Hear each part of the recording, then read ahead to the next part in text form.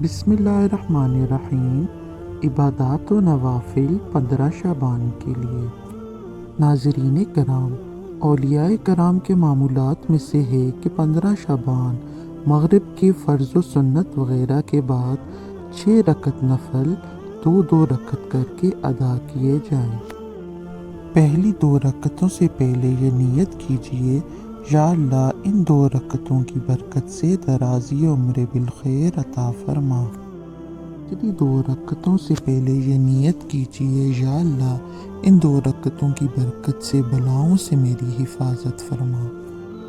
تیسری 2 رکعتوں سے پہلے یہ نیت کیجیے، یا اللہ ان 2 رکعتوں کی برکت سے مجھے اپنے سوا کسی کا محتاج نہ کر۔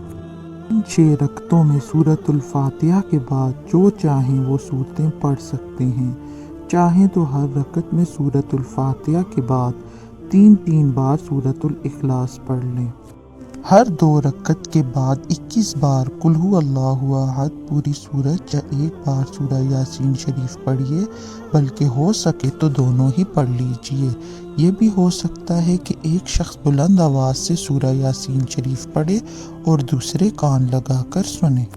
اس میں یہ خیال رہے کہ سننے والا اس دوران زبان سے یاسین شریف بلکہ کچھ بھی نہ پڑھے، اور یہ مسئلہ خوب یاد رکھیں کہ جب قرآن کریم پڑھا جائے تو جو لوگ سننے کے لیے حاضر ہیں ان پر فرض عین ہے کہ چپ چاپ خوب کان لگا کر سنیں۔ انشاءاللہ رات ہوتے ہی ثواب کا انبار لگ جائے گا۔